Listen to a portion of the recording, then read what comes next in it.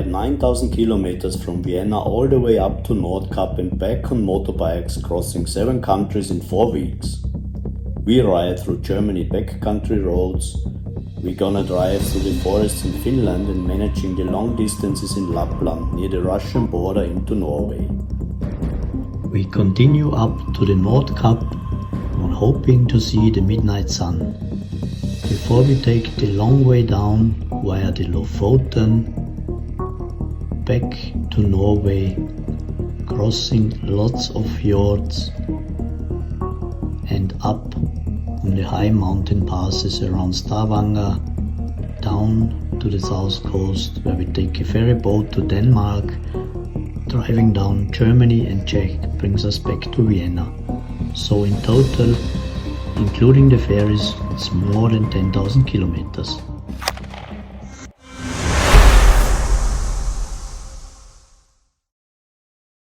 Es ist 22 Uhr in Bodo, wir sind gerade mit der Fähre angekommen und noch ein bisschen seekrank, während am Nachbartisch schon wieder kräftig gefeiert wird.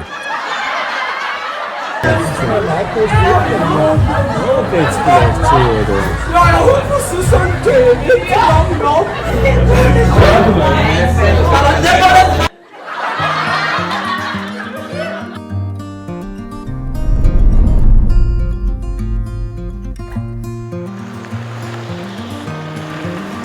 Bodo ist eine lebhafte kleine Stadt nördlich des Polarkreises.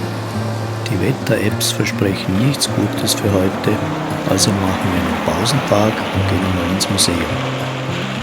Wir gehen jetzt da ins Brühhaus. Können wir dort auf vielleicht?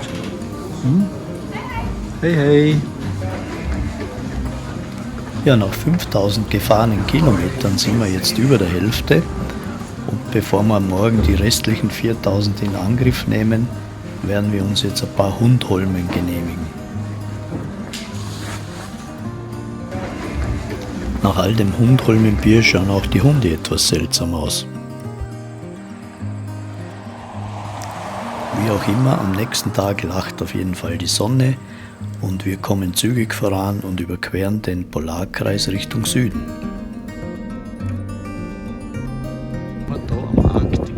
Wieder 66 Grad, 33 Grad und jetzt wissen wir nicht, was es in Finnland ist.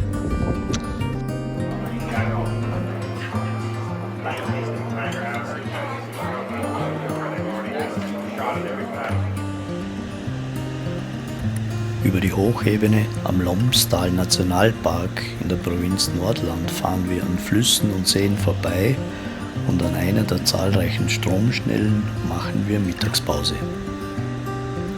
Die Lachse springen aus dem Fluss quasi direkt auf den Teller. Springen und da sind sie. Ja. Teller. Elmar steht da ohne Motorrad mit dem Koffer in der Hand in Trondheim und wieder mal die Ducati in der Werkstatt. Die coole Bike-Mechanikerin hat den Gabelsimmering gereinigt und alles ist wieder dicht.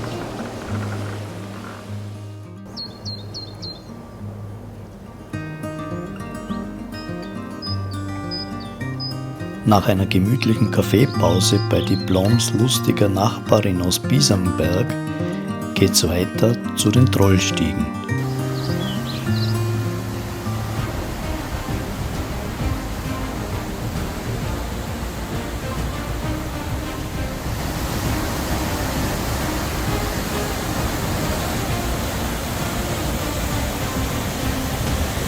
Vor lauter Schauen und weil es immer so hell ist, haben wir glatt die Zeit übersehen. Wir haben noch keine Unterkunft und die letzte Fähre fährt um 22 Uhr. Der Zeltaufbau auf der anderen Seite bleibt uns aber auch heute erspart. In einem ausgebuchten Hotel lässt uns die Wirtin in ihrem Gartenhaus übernachten. Das wird natürlich kräftig mit ein paar Runden Bier gefeiert.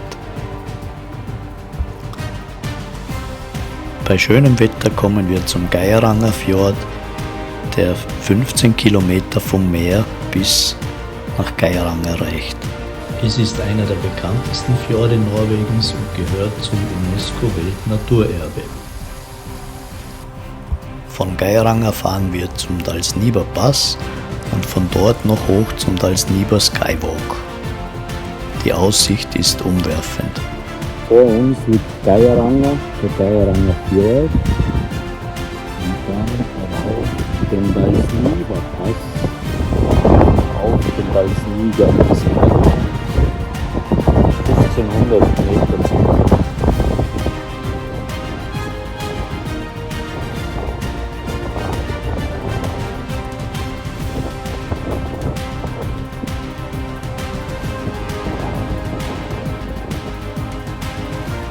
Trotz all dieser Naturschönheiten wird die Situation immer herausfordernder. Jetzt werden die Distanzen spürbar. Jeder von uns erlebt die Belastung auf unterschiedliche Art und Weise. Eines haben wir jedoch gemeinsam. Jeden Abend werden die Wetter-Apps gecheckt, um möglichst allen Regenwolken ausweichen zu können. Weiter geht's über den Styrmnirfjellet am Joristal-Gletscher vorbei, über den Gaulafjellet.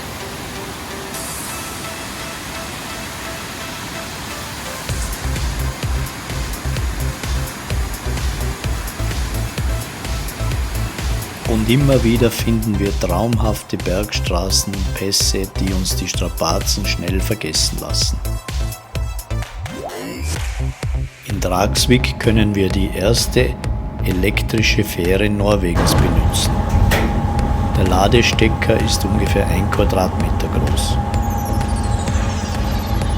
Das Geräusch, wenn sie losfährt, erinnert einem an die Spielzeugeisenbahn aus der Kindheit.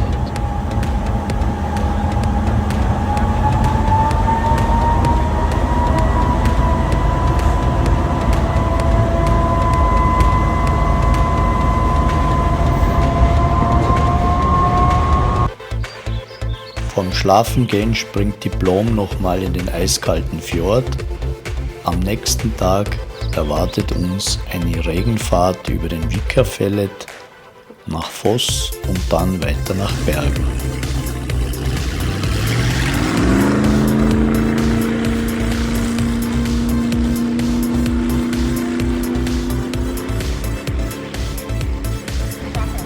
Aufgrund der Corona-Bestimmungen konnten Ausländer bis vor wenigen Tagen in Norwegen nicht einreisen. Daher gibt es hauptsächlich norwegische Touristen in Bergen.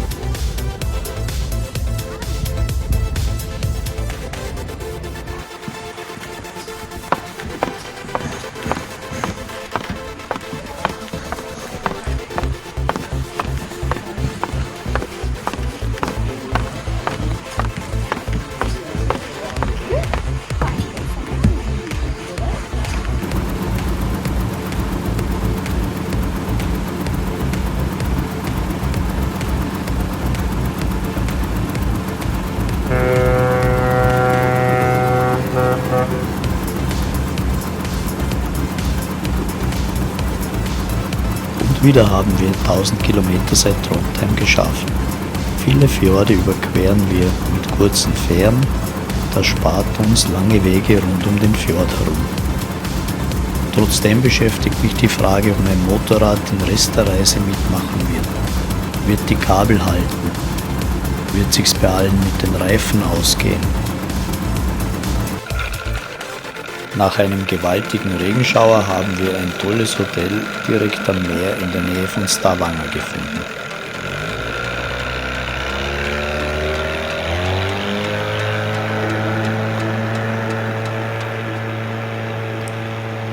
Die Sehnsucht nach unseren Familien und Partnerinnen wächst und immer mehr sind wir auch mit unseren Handys beschäftigt.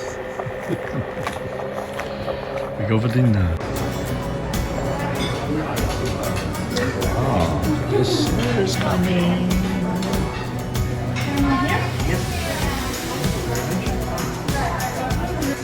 Die freundlichen Menschen, die wir treffen, heben die Stimmung spontan.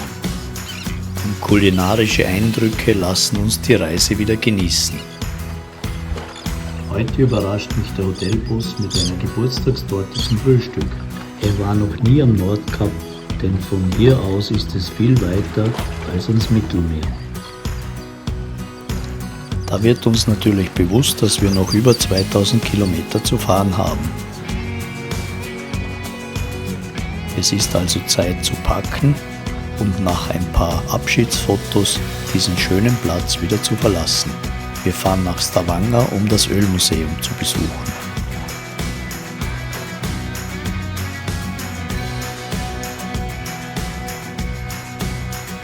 In Norwegens Ölmuseum lernen wir, wie das Ölgeschäft zu Norwegens wichtigster Industrie geworden ist. Wir erfahren, wie Öl unter dem Meeresboden gefunden wird und wie die Bohrung und Förderung verläuft. Interessant ist auch die technologische Entwicklung und wie sich die Öleinnahmen auf die norwegische Gesellschaft ausgewirkt haben.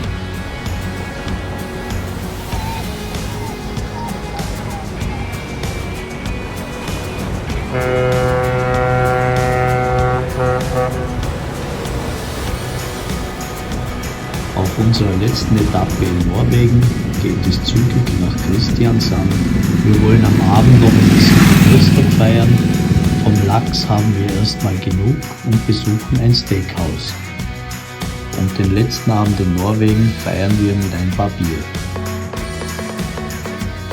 Sehr beeindruckend ist die Fjord FSTR, eine als Katamaran gebaute Schnellfähre, die erst seit April 2021 im Einsatz ist.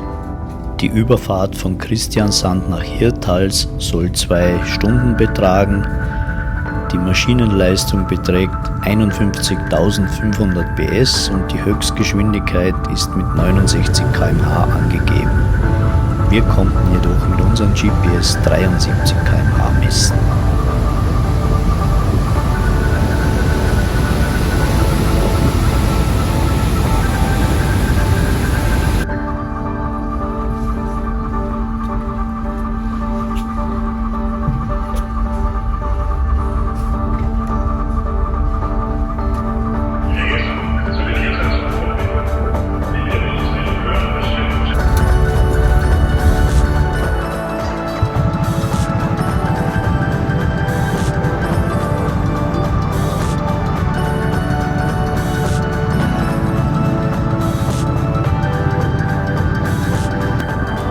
Obwohl wir großteils Glück mit dem Wetter hatten, merke ich, irgendwann ist es auch genug.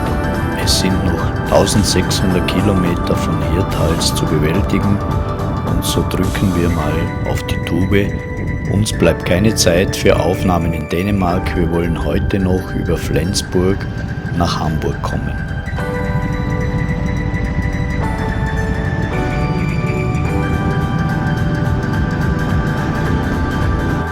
Die Einreise von Dänemark nach Deutschland war unspektakulär.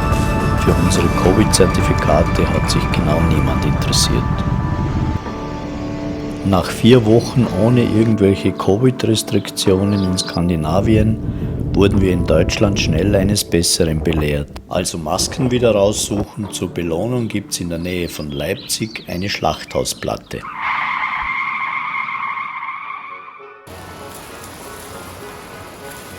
Auch die Einreise nach Tschechien war problemlos.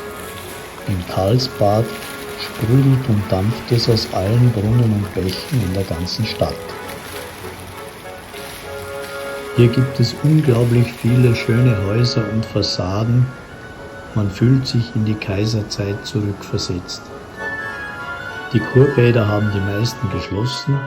Es sind sehr wenig Touristen hier. Wir werden uns also mit einer Trinkkur begnügen, das heißt, wir probieren das tschechische Bier mit einer Schweinehaxe und natürlich dem ortsbekannten Magenbitter, dem Becherova.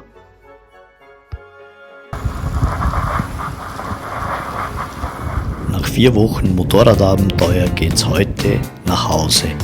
Wir freuen uns schon sehr auf die erste Nacht im eigenen Bett.